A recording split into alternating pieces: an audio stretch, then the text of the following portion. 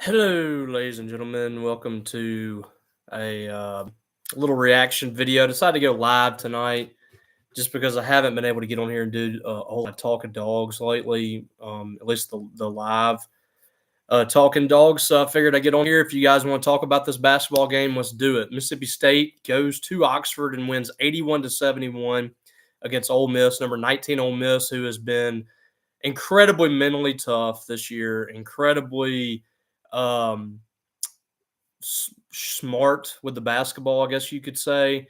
They don't make a lot of mistakes. They've been a tough team to put away. They almost lost to LSU. They almost lost to South Carolina. They won both of those ball games. They beat Kentucky, just bludgeoned Kentucky last week at the Pavilion. So this was going to be really tough. This was going to be a really difficult game for Mississippi State, a team that is not playing well. At least coming into this ball game, had not been playing well. They lost 6 out of 8 games since they beat Ole Miss back in January, and just not playing Chris Jan's basketball. I would say defense hasn't been there. Been making a lot of silly mistakes. It's been a team that hasn't really done a good job closing out ball games. But in this one, State really executed. I mean, this is one of the best games Mississippi State has played this season. Certainly, probably the best game they've played, I would say, in SEC play. Um, I don't think there's that big of an argument to make there. They score 81 points. Now, they scored a lot of points against Ole Miss the first time around, but that one went to overtime. This one was 81 points in regulation, and it was an efficient 81 points. Still not great from three-point range, 7 of 27 in the game, but dominated again in the paint. Just 4-point difference in the points, but 12-point advantage on the boards, 48-36. Both games, State has really controlled the boards against Ole Miss. 14 offensive rebounds, 16 second chance points. I thought State in both games against Ole Miss was just the tougher team. Just they play different styles of basketball. Really, the personnel's different too. And I just thought that Mississippi State was just tougher. And this is what State's been missing the last few games. This was a totally different looking team than we have seen in the past, really month from Mississippi State.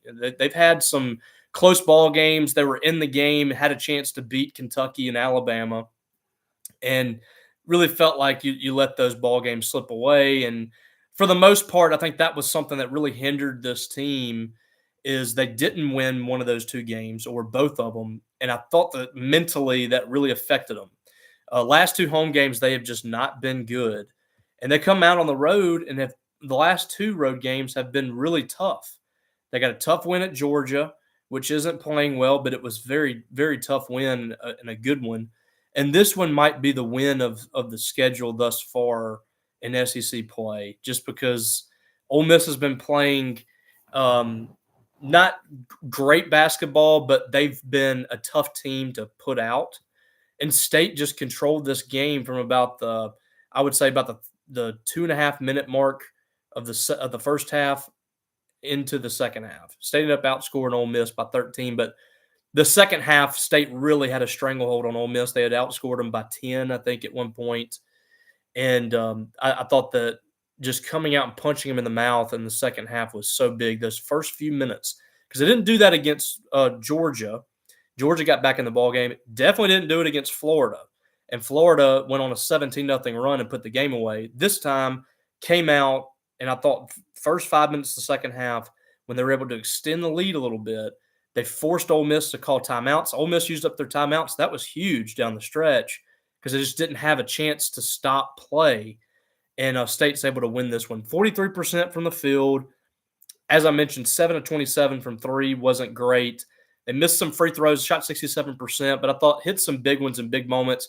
Turned the ball over a good bit, 13 turnovers. But they turned Ole Miss over, who is a team that doesn't turn it over very often. 1 turnover last week against Kentucky. Ole Miss had 11 in this one, and State had 15 points off of turnovers. The biggest stat to me of the entire night was 6 of 24 from 3 for Ole Miss. When Mississippi State holds teams under 10 3-pointers made, they win. They win. Point blank. When they don't, they lose. Ole Miss was one of the teams that have hit 10 or more threes that State actually beat, one of two teams this year. And State didn't allow them to do that in this game. So Mississippi State, the record against teams when they hold them under 10 is very good. Let me go pull that up just to be 100% accurate on it. But I think they came in 2 for 7 on the year when teams make 10 or more threes. So the bulk of their losses are coming in those kind of ball games, and that really was huge for Mississippi State to be able to do that. It just a total team effort too. RJ Melendez, who a lot of people are writing off here, he hadn't been playing good basketball. He explodes. 17 points, 7 of 11 shooting, 5 rebounds in the game. What did he do defensively? Had a steal in 25 minutes. We saw 11 points for Riley Kugel. I thought he was okay. 1 of 6 from 3, so struggled there, but he was fine. Josh Hubbard, 14 points. He struggled, 3 for 13, but hit all of his foul shots, 5 rebounds, 4 assists. Claudio Harris, I thought he might have been the key to the game. They've made a change in the starting lineup. Harris comes out. Riley Kugel comes in. Harris has 10 points. I think he had maybe 8 in the first half. No, he had all 10 in the first half. He was huge in that first half. He also got Mississippi State the 7-point lead by hitting a 3 in the final 10 seconds of the first half. Hit both of his 3-pointers. I thought Claudel was excellent. Had a couple of big rebounds when Ole Miss was trying to make a run there late. Keyshawn Murphy, good again. Another game where he scored in double digits. He scores 10 and had 8 rebounds. So just a huge night. I thought Cam Matthews was fantastic too. Just 1 for 6 from the field, but 8 rebounds, 4 assists, 2 steals, and a block. When he's doing that, especially defensively, State's very difficult to beat. All right, so here we go. Mississippi State coming in. Let's see, there's 1, 2, 3, 4, 5, 6, 7, 8, 9. So they were 2 and 7 coming into this game when teams shoot 10 or make 10 or more 3-pointers. Every loss State's had this year, a team has made 10 or more 3-pointers. They're undefeated. Otherwise, 16-0. That's the key for this team. That's the key for this team the rest of the way. They're going to have to defend the 3-point line. I thought much better defensively in this game. If you guys got some comments or questions, send them in the chat. Got a few of you in here. I was really impressed with the defense in this game by Mississippi State. You hold Ole Miss at 38%. Sean Padula, he had 13 points, but I thought State did a really good job on him, got him kind of rattled. He was 3 of 10 from 3, most of his points coming from there. 4 assists, but 4 turnovers, and he had 4 fouls. Anything else stand out? Brakefield was kind of out of rhythm, 3 for 8 in the game. Again, State really keeping Malik Dia in check. He had 9 points, 8 rebounds, 17 minutes. He struggles against State. It's just not a good matchup. State's been a really good matchup against, or Ole Miss has been a good matchup for State, I guess I should say. State got up in this game by 19. Kind of got a little squirrely, but they never let that thing really get close. I was impressed. Jackson, just what the doctor dentist ordered to pump some juice into this fan base. They needed this win badly. Both times they played Ole Miss, they've been desperate. First time they played Ole Miss, they had a couple losses in a row. They had that heartbreaking loss to Kentucky. Then they had the blowout against Auburn. You had to have that one against Ole Miss the first time, and you got it. And since then, just they have not played well. They played well against Alabama for the most part, except for late. Every other game has just been kind of messy. The 2 wins against South Carolina and Georgia were just heart attack city, and then you got blown out at home by Missouri and Florida. State has got to kind of right some wrongs at home. The hump has been, coming into SEC play, and then early in SEC play, the hump was really a torture chamber. And now all of a sudden, I mean, State's just not playing well there, and they're playing better on the road. State's got to close out strong here at home because you got 3 more home games. You got A&M. This is one of the biggest games of the year now coming up with A&M. You win that game, you virtually lock in an NCAA tournament berth at that point. I think 8 absolutely locks you in, but I have a hard time believing if they beat A&M, they're going to lose to somebody in the mix of Oklahoma, LSU, or Texas, because none of those teams are playing great basketball. Alabama and Tuscaloosa is going to be really difficult. Arkansas on the road is going to be really difficult, but you have a real chance here to win at least 3 more games. And that has you at 8. No, that has you at 9 wins at that point. And you still one of Texas A&M, Alabama, and Arkansas. You still one of those. You have a 10-win season in SEC play. So State still very much has an opportunity to have a winning record in SEC play for the first time in a few years. And so this team I feel like we've kind of given up on them a little bit, the way they've been playing. This one kind of brings them back to life. This makes you feel a lot better about this team because it just shows that this is in them. I was going to see if we have any updated net rankings. Probably not, no. State came into this game 30th. You get a quad 1 win by double digits. They should move up at least a couple of spots, I imagine. So State's moving into top 25 territory. They need to keep winning. But this one just so big.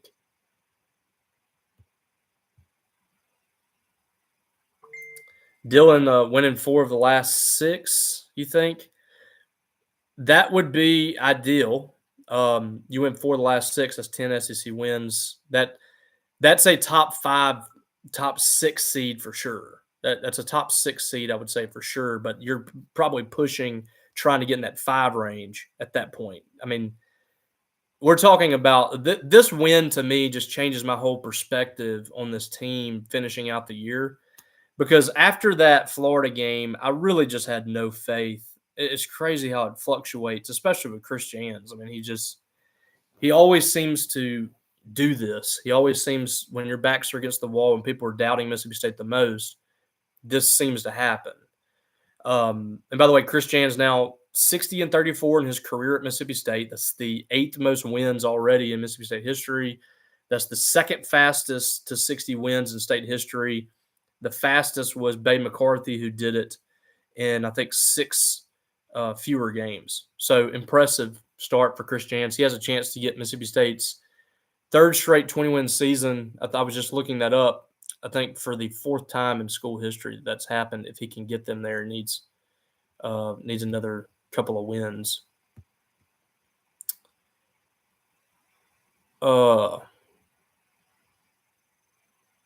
Road wins are a thing this season from Law Dog. Yeah, I don't know what it is about this team, but on the road they have been pretty good. With the exception has been the elite teams, Tennessee and Auburn. They have not been very good in those road games, but now 6-2 on the road. That is strong, folks. 10-3 away from Humphrey Coliseum. That's stout, and some big wins. Memphis, SMU is aging pretty well, and then Ole Miss. You have 3 quad 1 wins, I believe, on the road. What was the where's this? SMU's 37, so that remains a quad 1.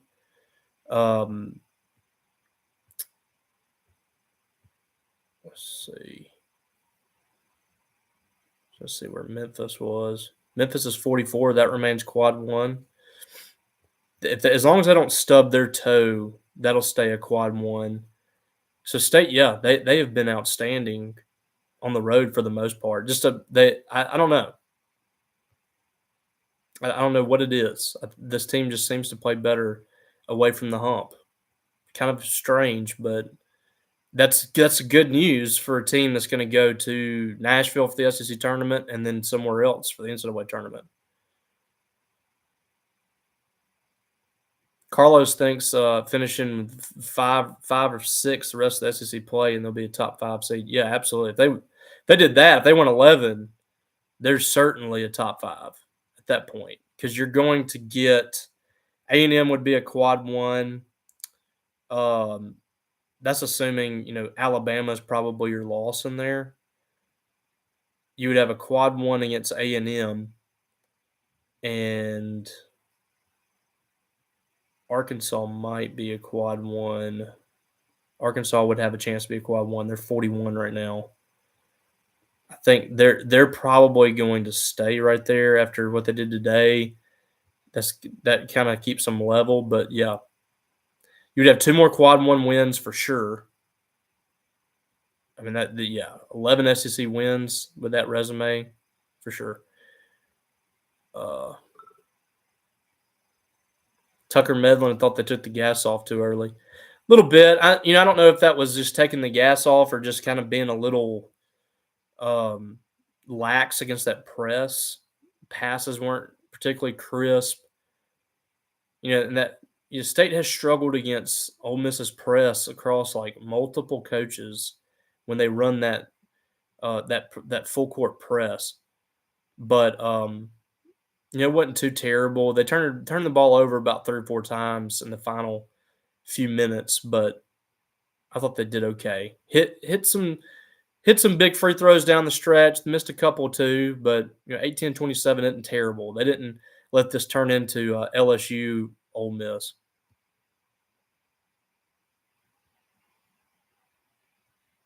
.44 MSU surprised at Ole Miss's record considering they're not a great rebounding team. Yeah, it is kind of strange. A team constantly being out rebounded the way that they have been, it is very strange. But I think the key for them is they just don't turn the ball over. They average about 8 or 9 turnovers a game in SEC play, which is very good in the SEC.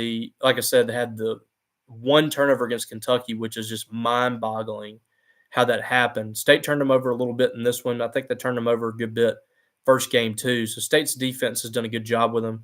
State's physicality has really bothered Ole Miss the last couple years. And even really the first year or two for Chris Jans, it bothered him a little bit. Jans, by the way, 5-1 against Ole Miss now since he's been here. 3-1, I guess, against Chris Beard. Jay in Baltimore, thoughts on the technical foul, big momentum swing. It was huge. You had 3 free throws right there, 3 out of 4, and did they end up scoring? I know they scored. They might not have scored that possession, but they scored shortly after. Let's see when that was.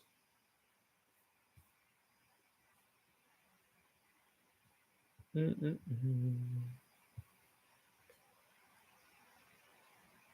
right, that was with 10:50 left. State got the free throw by Matthews and 2 by Kugel. Cam shot a 3-pointer on that possession. Not great. So they went up 16 right there. So it was a huge swing in the ball game because you had a 13-point game, and they had called 2 timeouts and back to back basically because State had kind of pushed it out a little bit, but it's still kind of within striking distance. Right there, you get the 3 free throws, and then RJ comes back on the next possession, hits a 3. You go up 17, then you go up 19. That was just a huge 2-minute span there for Mississippi State. Just huge. Row refs were so terrible. Yeah, they were bad. They're bad every game. The SEC officiating is just awful. Jackson, opposing teams seem to shoot lights out from three at the hump. It really is utterly insane. I can't fathom like how it happens, but it's been insane. I mean, even Prairie View is one of those teams that hit 10 or more threes against State. They made 10 of 19. They were 53%. And I guarantee you that they are not shooting anywhere near that right now. I guarantee you. But in SEC play, let's look at it. 16 and 32 for Kentucky. That's 50%. 13 and 35 for Ole Miss. That's 37%. Alabama shot 15 and 31, 48%. Missouri 15 and 32, 47%. Florida 14 for 36, 39%. Every home game in SEC play, a team has shot 39% or better. On the road, 25% for Ole Miss, 38% for Georgia, 20% for South Carolina. Tennessee shot 36, Auburn shot 42. Those are kind of the outliers. Vandy, 19%. I don't know. I honestly, I can't. I have no answer for that. Roro, I like the lineup today. Keyshawn playing out of his body. Keyshawn has been fantastic in the last several games. He's now second on the team in scoring, I believe. 11.4 points per game, and 7.5 rebounds. And in conference play, he's been really good, especially the last few games. He's been right there with Hubbard in the consistency. Just 18 minutes tonight. I think maybe got in foul trouble. Yeah, he had 4 fouls. So 1, 2, 3, 4, 5, 6 straight games in double digits for Keyshawn. And along the way, he's had 8 or more rebounds in the last 4 games. 8 against Ole Miss. He had 13 against Florida, 8 against Georgia, 9 against Missouri. So last few games he's been really good. Last 6.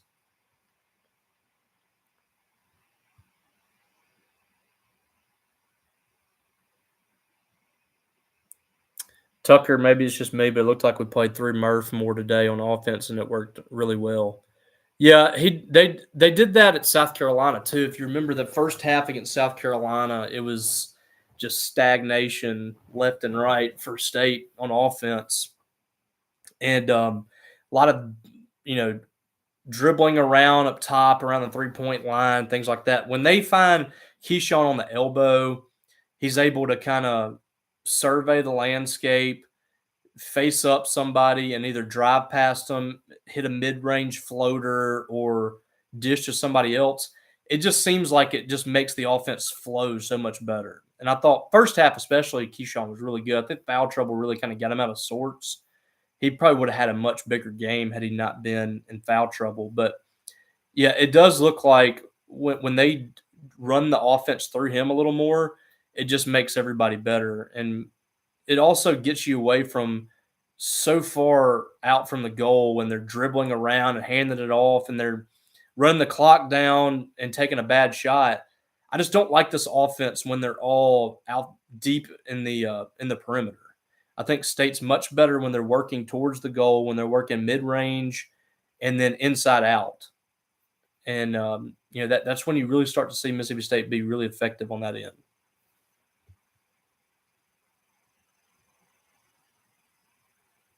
Roro, I think it's a good idea to play Warren. I just wish he would look to score.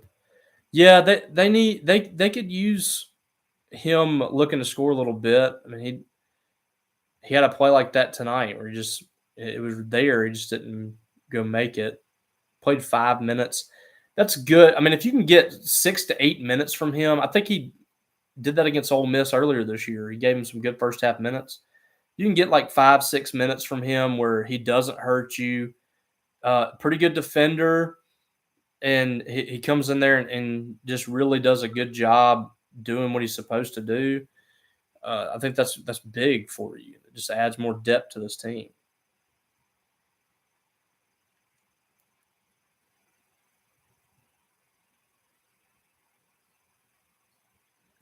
Sam Sharma, I think we need 3 more wins to have good seeding. Yes, 9 SEC wins would certainly put this team in really good position.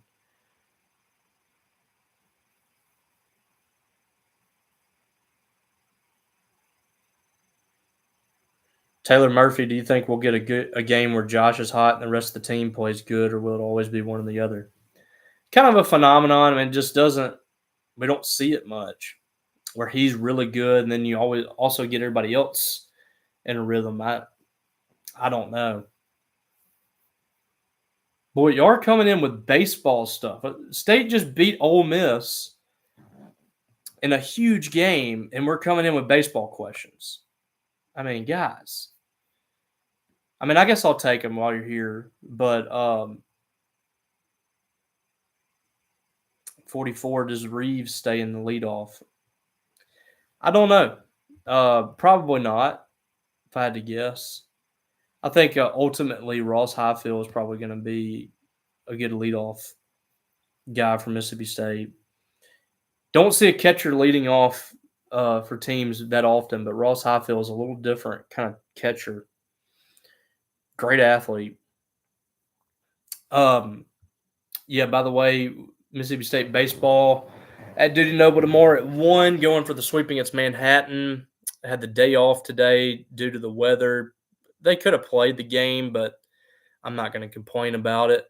1 p.m., there will be Stone Simmons on the mound, his first game pitching for the Bulldogs since the first week of March in 2022 against Tulane. So that should be fun.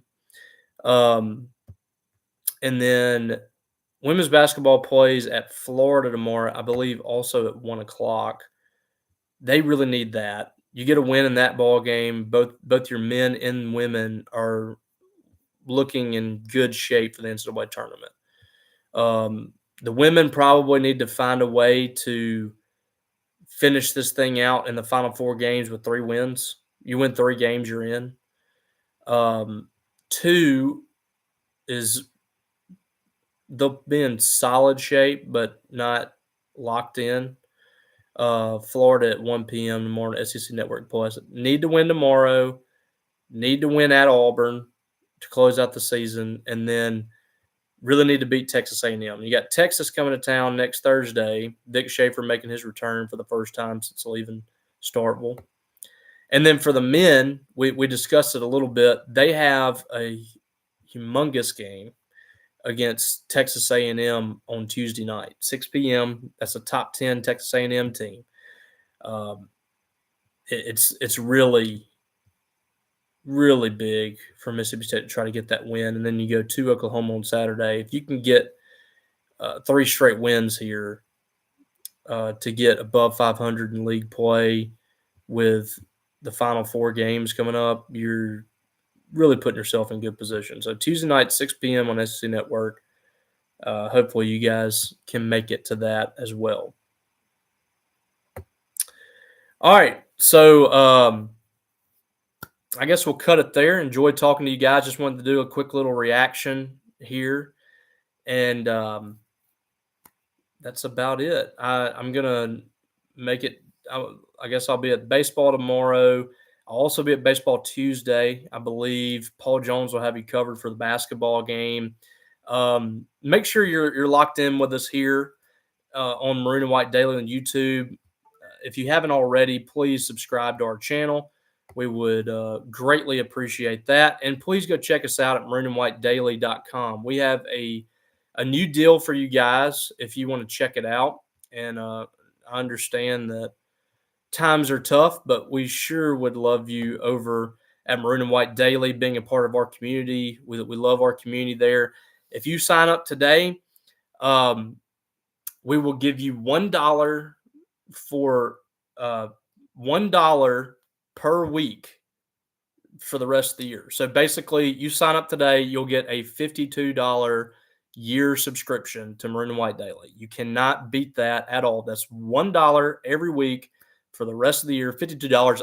I can't go eat anywhere anymore with my family for $52. So you can come do that today. Check out Maroon and White Daily. We'd love to have you there. Go follow us at Thunder and Lightning Podcast. Myself and Brian Haydad coming out with a new podcast 5 days a week. We will be back on Monday for that. So plenty to talk about with Mississippi State. I've enjoyed talking to you guys tonight. Hope you have a great weekend. And we'll be back on here at some point next week. So appreciate you, and we'll catch you down the road.